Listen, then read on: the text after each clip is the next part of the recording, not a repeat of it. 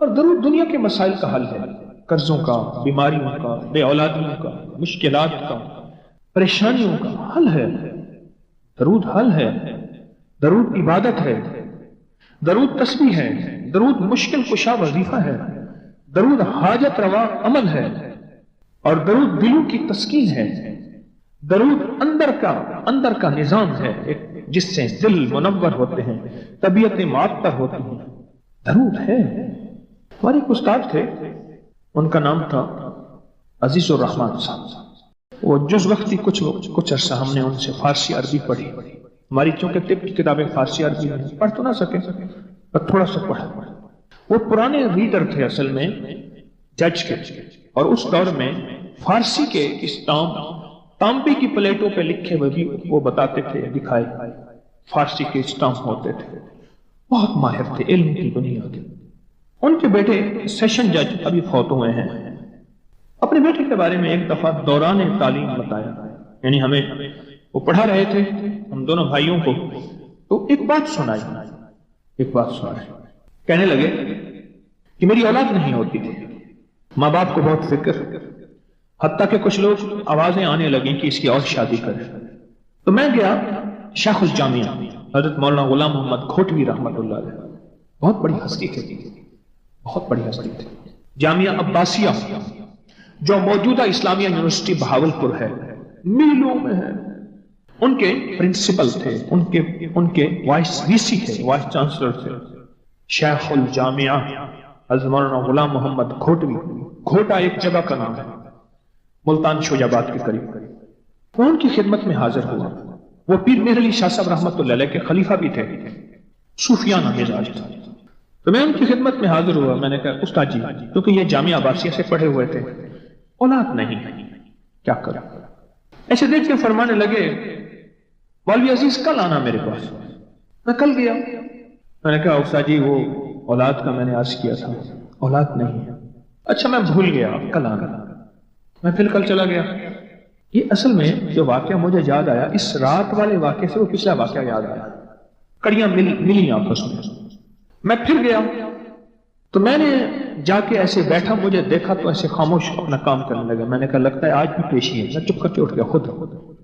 2-3 دن میں نہ گیا، مجھے ایک بندے کے ذریعے اطلاع ملی، استاد محترم نے بلوایا وی سی وائس چانسلر کہ اسے کہو میرے ملے۔ تو کہنے لگا کہ میں ان کے پاس گیا۔ جب ان کے پاس گیا کہنے لگا بات یہ ہے، مجھے سمجھ نہیں آ رہی تھی کہ تو خود بہت بڑا عالم ہے، تجھے کیا وظیفہ بتاؤں، کیونکہ مولوی وظیفے پڑھاتے ہیں پڑھتے نہیں ہیں، تو تجھے کیا بتاؤں؟ میں بہتوں کے پاس گیا، کہیں سے جواب نہیں ملا، بہتوں کے پاس گیا، کہیں سے جواب نہیں ملا۔ آخر کار میں سیدھا پھر حضرت شاہ عبد الرحیم صاحب کے پاس گیا۔ کون؟ شاہ ولی اللہ صاحب کے بھی والد صاحب، ان کے پاس گیا اور ان سے میں نے عرض کیا کہ میرا چہتا شاگرد ہے، اولاد نہیں ہو رہی، آپ کچھ شفقت فرمائیں۔ تو شاہ عبد الرحیم صاحب نے فرمایا اس سے کہو صلو علیہ وآلہ کو پڑھے اور بہت زیادہ پڑھے بس۔ تو بھائی مجھے آج جواب ملا ہے، حضرت شاہ عبد الرحیم صاحب روحانی دنیا میں گئے تھے نا، شاہ عبد الرحیم صاحب کو تو فوت ہوئے 150 سے زیادہ عرصہ ہو گیا، روحانی دنیا میں گئے تھے اور وہاں سے اجازت ملی اور کہا کہ پھر اللہ پاک نے بیٹا دیا اور پھر اس کا میں نے نام ضیاء الرحمن رکھا، پھر اولاد ہوئی، پھر درود تو عبادت، درود تو نشانیاں دیتی ہے، درود نسلیں دیتی ہے، درود صالحیت اور صلاحیت کا ذریعہ ہے، درود راحتوں اور برکتوں کا ذریعہ ہے۔ اپنی زندگی میں درود کو شامل کریں۔ رات کی بات ہے، میں بیٹھا ہوا تھا، ہمارے ایک دوست ہیں تو وہ عبقری رسالہ ان کا ذوق ہے، وہ لے کے تقسیم کرتے ہیں۔ پہلے یہاں مچل میں تھے، اب گورمے میں فوڈ کے بہت بڑے انجینئر ہیں، مخلص ہیں۔ تو میں نے رات کی بات ہے ان سے ایسے بات ہوئی تو مجھ سے کہا، میں نے کہا آپ کرسچن کو عیسائیوں کو بھی رسالہ دیتے ہیں؟ ارے ہاں، میں فیصلہ باد میں میری جاب تھی تو وہاں 50 رسالے مستقل میں نے لگائے ہوئے ہیں، ابھی بھی لگائے ہوئے دیتا ہوں۔ تو کہنے لگے کہ میں ایک میرے پاس عیسائی آیا اور وہ عبقری رسالہ لے کے آیا، اس نے لے کے آیا تو اس میں لکھا ہوا تھا کہ جو بندہ صلو علیہ وآلہ پڑھے گا تو اس کی اولاد ہو جائے گی۔ کسی نے اپنا تجربہ لکھا تھا اور کہنے لگے میرا بچہ یا بارشن ہو جاتا ہے یا بچہ ہو کے مر جاتا ہے، میرا کچھ ایسے مسائل ہیں یا بچہ ہوتا ہے 2-4 دنوں کا ختم ہو جاتا ہے، یا حمل ٹھہرتا نہیں، اگر ٹھہرتا ہے تو ختم ہو جاتا ہے، اس طرح کے مسائل۔ تو کہنے لگے میں تو کرسچن عیسائی ہوں، تو پھر یہ تو مسلمانوں کا وظیفہ ہے۔ میں نے کہا تم ہمارے نبی محمد کو مانتے تو ہو نا، نبی ہیں؟ کہ ہاں، بس ٹھیک ہے، تم بحیثیت نبی پڑھ لو، محمد صلی اللہ تعالی علیہ وسلم نبی ہیں، یہ تو مانتے ہو نا؟ عیسائی نے پڑھنا شروع کر دیا صلو علیہ وآلہ۔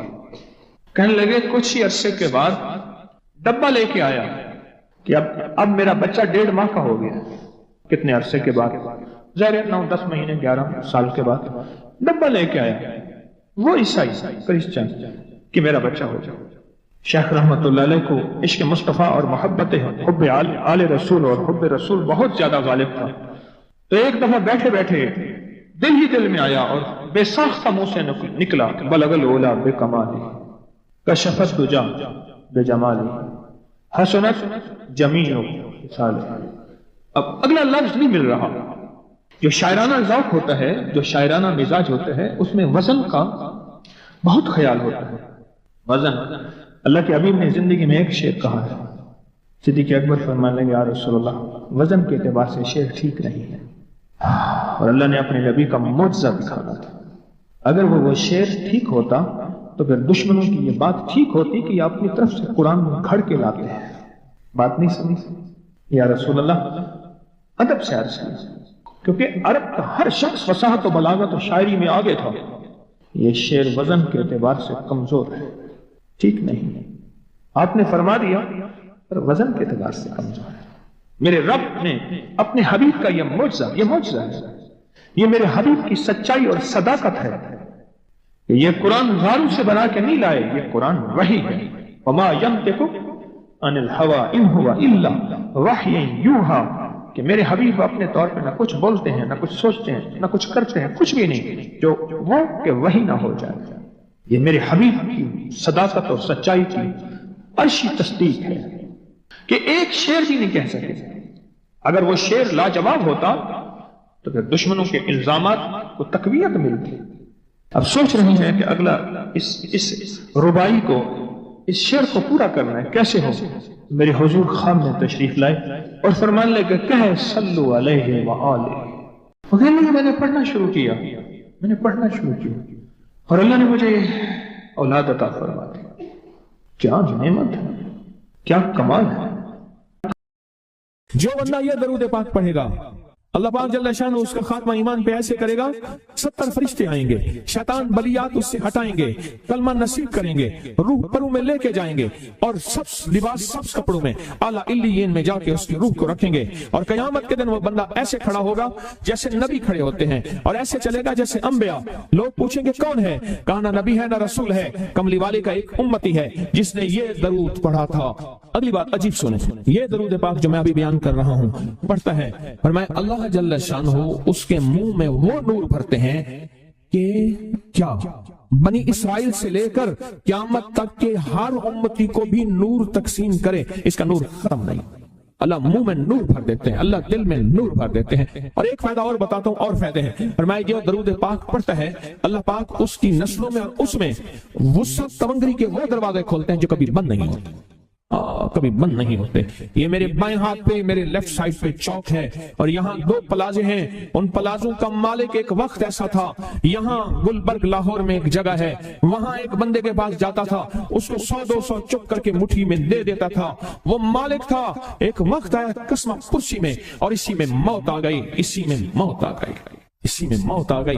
جو یہ درود پڑھے گا اللہ اس کی نسلوں میں اور اسے کیا نہیں، اللہ تونگری کے دروازے بند نہیں کرے گا۔ آج تو پتا ہے میں مالدار ہوں، کل خبر نہیں کہ میری نسلوں سے چھن جائیں اور میری نسلیں فقر فاقے اور غربت میں چلی جائیں۔ آج یہ درود آپ کو عطا بھی کر رہا ہوں، یہ پہلی دفعہ عطا کر رہا ہوں، پہلی دفعہ اس کو ہدیہ بھی دے رہا ہوں کہ میرے حضرت سے، ڈاکیے کی حیثیت سے، کسی بزرگ کی حیثیت سے نہیں، میں ڈاکیا ہوں، نہ ولایت کا دعویٰ ہے، ہاں ایک چیز ہے کیا کہ آخری وقت میں اگر کلمہ نصیب ہو گیا تو پھر میں بہترین ہوں۔ تو یہ درود پاک عجب ہے، پہلی دفعہ ہدیہ کر رہا ہوں، بڑوں نے دیا ہے ڈاکیے کی حیثیت سے، اور اس درود کو زندگی میں ایک دفعہ پڑھ لیں، روز ایک دفعہ پڑھ لیں، اللہ کبھی تونگری کے دروازے بند نہیں کرے گا انشاءاللہ۔ انشاءاللہ یہ درود اتنا طاقتور ہے.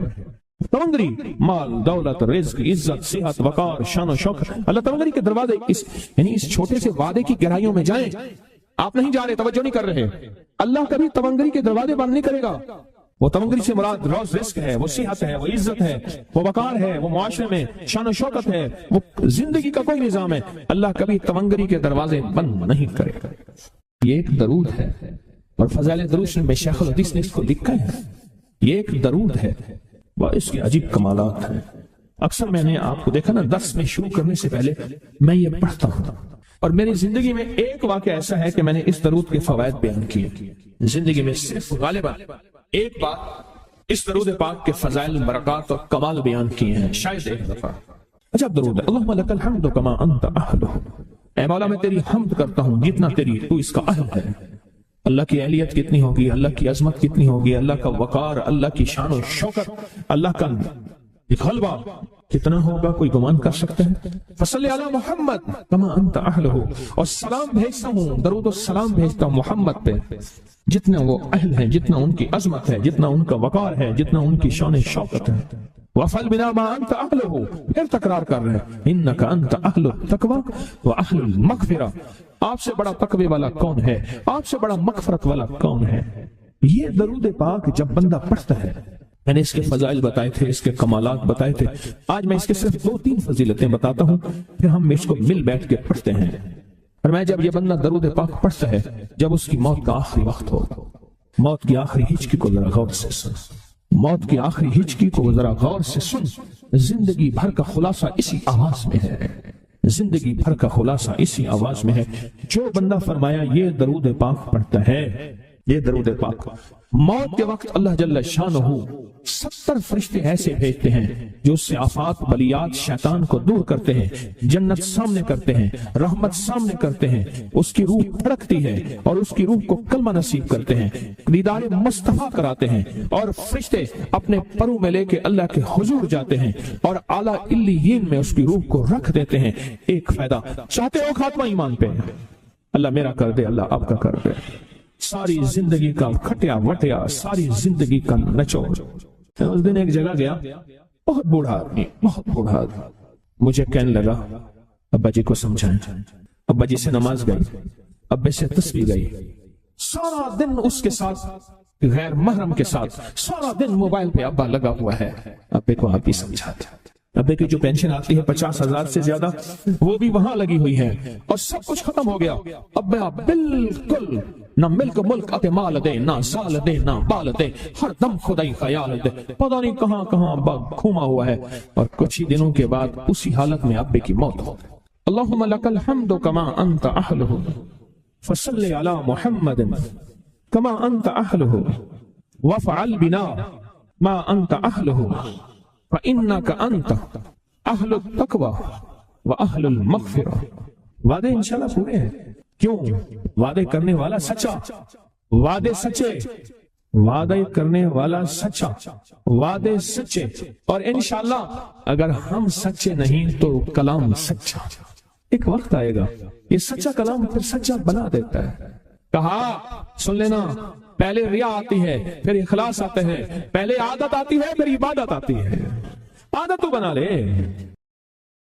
ایک اللہ والے تھے، ان کے پاس ایک بندہ گیا، کہنے لگا حضرت پریشان بہت ہوں، اور پریشانیاں بھی اتنی بیان کی کہ انسان سنے اور غم زدہ ہو جائے یا خود رونے لگ جائے. تو انہوں نے فرمایا اگر تیری پریشانی اتنی زیادہ ہے تو ایسا کر، 40 پردیسی مسافر جمع کر اور ان کو بٹھا کے دعا کرا، اور وہ گڑ گڑا کے دعا مانگے. جب گڑ گڑا کے دعا مانگے تو اللہ تیری پریشانی دور کر دے گا. 40 پردیسی مسافر جمع کر اور وہ گڑ گڑا کے دعا مانگے. لیکن ایک شرط ہے، شرط یہ ہے ہو مخلص، جو اللہ کے لیے ہو، نہ مال نہ چیزیں نہ پیسے نہ جیب گرم، کچھ بھی نہیں، مخلص ہو. آپ 40 پردیسی مسافر اڈے سے اسٹیشن سے جمع کر لیں گے منت کر کے، لیکن کیسے یقین ہے کہ یہ مخلص ہیں یا نہیں ہیں؟ دعاؤں کی برکتیں، آمین کی برکتیں اور دعاؤں پہ قبولیت کی مہریں لگوا جاتے ہیں. میں 40 پردیسی جمع کر اور ہوں مخلص، پردیسی کے ساتھ اللہ کی مدد، پردیسی کے ساتھ اللہ کی رحمت، اور پردیسی کی دعا قبول، اور پردیسی کی دعا پہ فرشتوں کی آمین، اور پردیسی کی لفظوں پہ اللہ کی درگزر، اللہ کا درگزر۔ فرمایا کہ 40 جمع کر پردیسی اور ان کو بٹھا پر ہوں مخلص۔ آپ سوچیں آج ہم بیٹھ کے 40,000 دفعہ سورۃ قل ہو اللہ پڑھیں گے اپنی مرادوں کے لیے، اپنی منت کے لیے، اپنی مشکلوں کے لیے، بے اولادیوں کی اولاد کے لیے، بے گھروں کے گھر کے لیے، بے دروں کے در کے لیے، بے سہاروں کے سہارے کے لیے، مریضوں کی شفا یابی کے لیے، جن کی جھولیاں ہری نہیں ان کو ہرا بھرا کرنے کے لیے، اور جن کے گھر میں آگ لگی ہے حسد کی، دھوکے کی، فریب کی، نقصان کی، پریشانی کی، بربادی کی، اس آگ کو بجھانے کے لیے، اور جو غربت اور تنگ دستی میں پس گیا اس کو خوشحالی پہ لانے کے لیے، اور جو ولایت کا تاجدار بننا چاہتا ہے کہ اس سے اللہ اس کے حبیب کے نور کو ملوانے کے لیے، اور جو چاہتا ہے کہ آنکھیں بند کروں اور جنت نظر آئے، جو چاہتا ہے دل کی دنیا آباد اور شاد ہو، یہ نعمت اس کو دلوانے کے لیے، اور جو یہ چاہتا ہے کہ اللہ کے خزانے سے اتنا ملے کہ در در کا بھکاری، فقیر، منگتا، محتاج نہ بنو، یہ خزانے اس کو اللہ کے خزانے سے ملیں، یہ دلوانے کے لیے یہ 40,000 دفعہ سورۃ اخلاص 11 جمعراتیں پڑھی جائے گی۔ ہر سال ہماری 11 جمعراتیں ہوتی ہیں، اور آپ کو مبارک ہو، اور آپ کو علم ہے کہ یہ سورۃ اخلاص کی جو جمعرات ہے اس میں ہم ابھی 40,000 مرتبہ بیٹھ کے سورۃ اخلاص پڑھیں گے، اور وہ 5-7 منٹ میں پڑھی جاتی ہے۔ اس کی وجہ یہ ہے بلکہ 40,000 دفعہ نہیں پڑھی جاتی، وہ لاکھوں دفعہ پڑھی جاتی ہے، لاکھوں سے بھی لاکھوں پڑھی۔ اس وقت یہ مجمع خواتین کا مجمع، پوری دنیا ہمارے اس وقت آن لائن بیٹھی ہے، کہیں صبح دوپہر شام، پوری دنیا ہماری اس اللہ کے فضل سے سن رہی ہے، اور کیا پتہ جنات بھی ہوں، اور یہ دنیا کی مخلوق ساری مل کے سورۃ قل ہو اللہ، سورۃ اخلاص پڑھے گی، اور سورۃ اخلاص پڑھتے ہی زندگی میں برکتوں اور خیروں کے فیصلے ہوں گے۔ اور فرمایا جو بندہ دل میں مراد چاہتا ہے سنے۔ میں آپ سے پوچھوں گا بھی صحیح، صرف 2-3 افراد سے پوچھوں گا کہ پچھلے سال، ہر سال جو 11 جمعراتیں سورۃ اخلاص کی ہوتی ہیں اس میں آپ کو کیا ملا، تب پوچھوں گا۔ فرمایا کہ جس کو کوئی مشکل ہو، پریشانی ہو، وہ مل بیٹھ کے 40,000 دفعہ سورۃ اخلاص قل ہو اللہ پڑھ لیں، اکٹھے ہو کے، کچھ بندے مخلص بندے وہ اکٹھے ہو کے سورۃ قل ہو اللہ پڑھ لیں، سورۃ اخلاص پڑھ لیں اکٹھے ہو۔ اور یہ بزرگوں کا صدیوں پرانا آزمودہ عمل ہے کہ جب تھک جانا، جب مایوس ہو جانا، جب زندگی کی آسیں امیدیں ختم ہو جائیں، پھر مخلصین مل کے 40